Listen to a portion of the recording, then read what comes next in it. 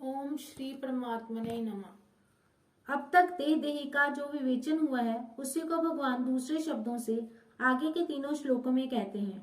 नास्तो विद्यते भावो ना भावो विद्यते सता उभयरूपी दृष्टोन्त स्वतन यो सतत्व दर्शिभी। यहाँ पूर्वार्ध में भगवान ने भू सतायाम, अस भुवि और विद सतायाम इन तीन सत्तावाचक धातुओं का प्रयोग किया है। इन तीनों के प्रयोग का तात्पर्य नित्य तत्व की ओर लक्ष्य कराने में ही है। शरीर उत्पत्ति के पहले भी नहीं था और मरने के बाद भी नहीं रहेगा और वर्तमान में भी इसका क्षण प्रतिक्षण अभाव हो रहा है। तात्पर्य है ये शरीर भूत, भविष्य और वर्तमान इन तीनों कालों में कभी भाव रूप से नहीं रहता, अतः ये असत है। इसी तरह से इस संसार का भी भाव नहीं है, ये भी असत है। ये शरीर तो संसार का एक छोटा सा नमूना है, इसलिए शरीर के परिवर्तन से संसार मात्र के परिवर्तन का अनुभव होता है कि इस संसार का पहले भी अभाव था और पीछे भी अभाव होगा और वर्तमान में भी अभाव हो रहा है। संसार मात्र काल रूपी अग्नि में लकड़ी की तरह निरंतर जल रहा है। लकड़ी के जलने पर तो कोयला और राख बची रहती है, पर संसार को काल रूपी अग्नि ऐसी विलक्षण रीति से जलाती है कि कोयला अथवा राख कुछ भी बाकी नहीं रहता। वह संसार का अभाव ही अभाव कर देती है। इसलिए कहा गया है कि असत की सत्ता नहीं है। जो सत वस्तु है उसका अभाव नहीं होता, अर्थात जब देह उत्पन्न नहीं हुआ था तब भी देही था, देह नष्ट होने पर भी देही रहेगा और वर्तमान में देह के परिवर्तनशील होने पर भी देही उसमें ज्यों का त्यों ही रहता है। इसी रीति से जब संसार उत्पन्न नहीं हुआ था उस समय भी परमात्म तत्व था, संसार का अभाव होने पर भी परमात्म तत्व रहेगा और वर्तमान में संसार के परिवर्तनशील होने पर भी परमात्म तत्व उसमें ज्यों का त्यों ही है। मार्मिक बात, संसार को हम एक ही बार देख सकते हैं, दूसरी बार नहीं, कारण कि संसार प्रतिक्षण परिवर्तनशील है। अतः एक क्षण पहले वस्तु जैसी थी दूसरे क्षण में वह वैसी नहीं रहती।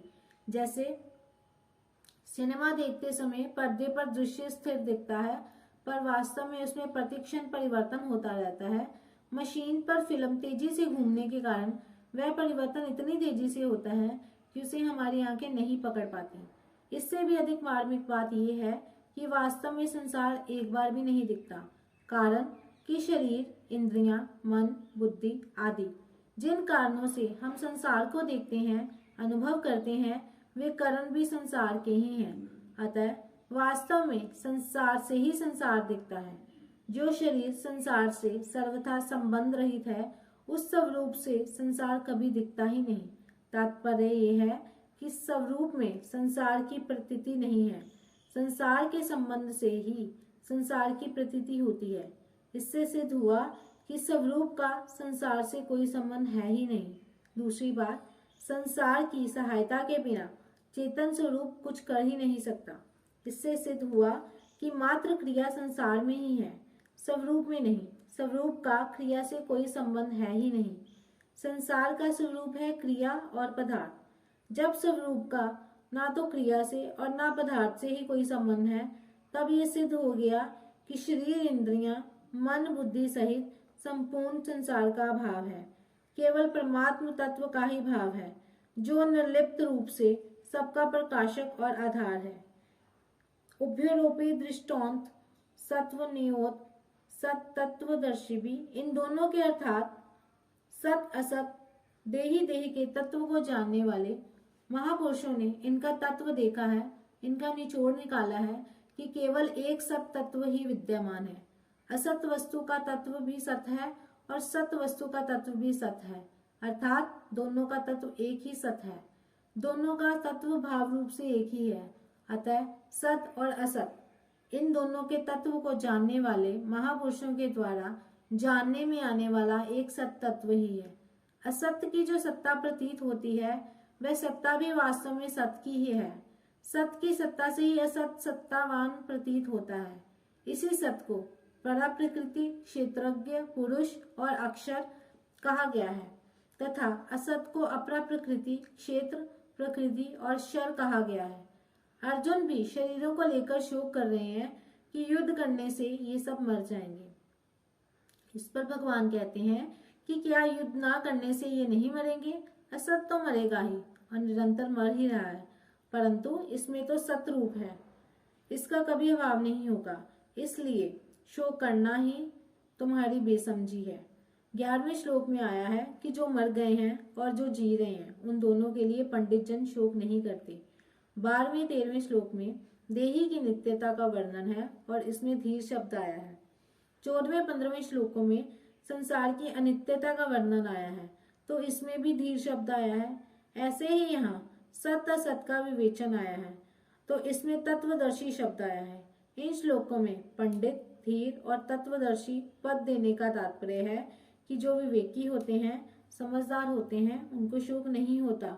अगर शोक होता है तो वह विवेकी नहीं है, समझदार नहीं है। परिशिष्ट भाव, सत्ता मात्र सत है और सत्ता के सिवाय जो कुछ भी प्रकृति और प्रकृति का कार्य है वह असत अर्थात परिवर्तनशील है।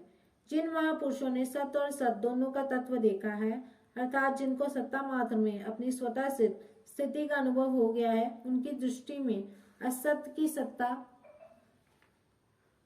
विद्यमान है ही नहीं और सत्य का अभाव विद्यमान है ही नहीं, अर्थात सत्ता मात्र के सिवा कुछ भी नहीं है।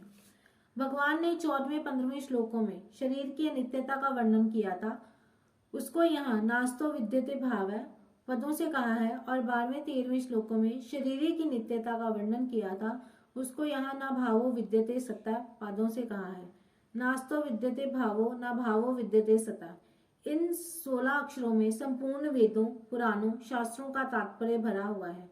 असत और सत इन दोनों की प्रकृति और पुरुष, क्षर और अक्षर, शरीर और शरीरी, अनित्य और नित्य, नाशवान और अविनाशी आदि अनेक नामों से कहा गया है। देखने, सुनने, समझने, चिंतन करने, निश्चय करने आदि में जो कुछ भी आता है वह सब असत है। जिसके द्वारा देखते, सुनते, चिंतन आदि करते हैं वह भी असत और दिखने वाला भी असत है। इस श्लोकार्ध में 3 धातुओं का प्रयोग हुआ है।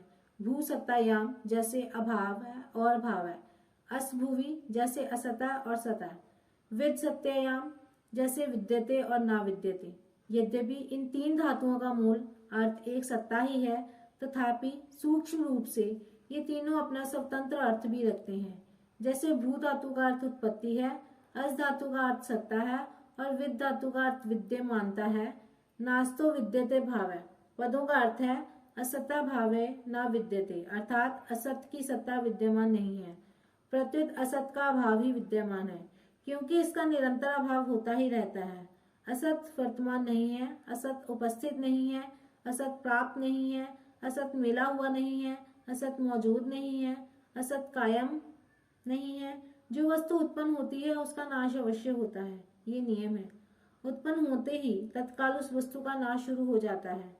उसका नाश इतनी तेजी से होता है कि उसको 2 बार कोई देख ही नहीं सकता, अर्थात उसको एक बार देखने पर फिर दोबारा उस स्थिति में नहीं देखा जा सकता।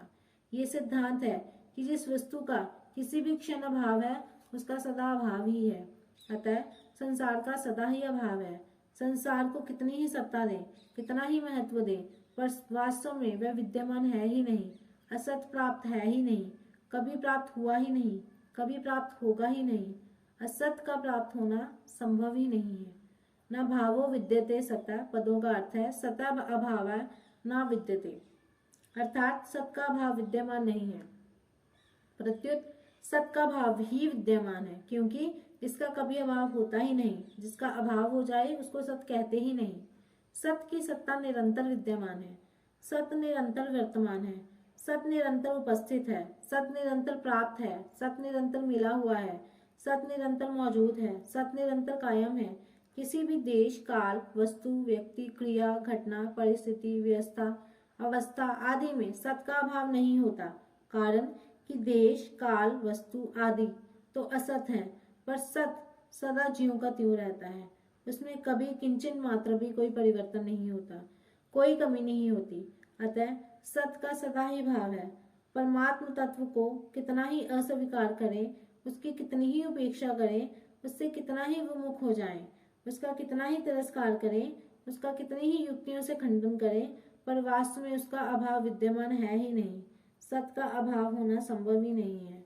सत का अभाव कभी कोई कर सकता ही नहीं। कुभ्यो रूपी दृष्ट, तत्वदर्शी महापुरुषों ने सत तत्व को उत्पन्न नहीं किया है, प्रत्युत देखा है अर्थात अनुभव किया है। तात्पर्य है कि असत का अभाव और सत का भाव दोनों के तत्व को जानने वाले जीवन मुक्त तत्वज्ञ महापुरुष एक सत तत्व को ही देखते हैं, अर्थात स्वतः स्वाभाविक एक है का ही अनुभव करते हैं। असत का तत्व भी सत है और सत का तत्व भी सत है, ऐसा जान लेने पर उन महापुरुषों की दृष्टि में एक सत तत्व है के सिवाय और किसी की स्वतंत्र सत्ता रहती ही नहीं। असत की सत्ता विद्यमान न रहने से उसका अभाव और सत का अभाव विद्यमान न रहने से उसका भाव सिद्ध हुआ। निष्कर्ष ये निकला कि असत है ही नहीं, प्रत्युत सत ही सत है। उस सत तत्व में देह और देही का विभाग नहीं है। जब तक असत की सत्ता है तब तक विवेक है। असत की सत्ता मिटने पर विवेक ही तत्व ज्ञान में परिणत होता है। उभयोरपि दृष्टोंत सत्वन योत सतत्वदर्शी भी, इसमें उभयरूपी में विवेक है, अंत में तत्व ज्ञान है और दृष्ट में अनुभव है, अर्थात विवेक तत्व ज्ञान में परिणत हो गया और सत्ता मात्र ही शेष रह गई। एक सत्ता के सिवाय कुछ नहीं है। ये ज्ञान मार्ग की सर्वोपरि बात है। असत की सत्ता नहीं है, ये भी सत्य है, और सत का अभाव नहीं है, ये भी सत्य है। सत्य को स्वीकार करना साधक का काम है। साधक को अनुभव हो और ना हो, उसको तो सत्य को ही स्वीकार करना है को स्वीकार करना है और नहीं को अस्वीकार करना है। यही वेदांत है, वेदों का खास निष्कर्ष है। संसार में भाव और अभाव दोनों दिखते हुए भी अभाव मुख्य रहता है। परमात्मा में भाव और अभाव दोनों दिखते हुए भी भाव मुख्य रहता है। संसार में अभाव के अंतर्गत भाव अभाव है और परमात्मा में भाव के अंतर्गत भाव अभाव है। दूसरे शब्दों में संसार में नित्य वियोग के अंतर्गत संयोग वियोग है और परमात्मा में नित्य योग के अंतर्गत योग वियोग है। अतः संसार में अभाव ही रहा और परमात्मा में भाव ही रहा।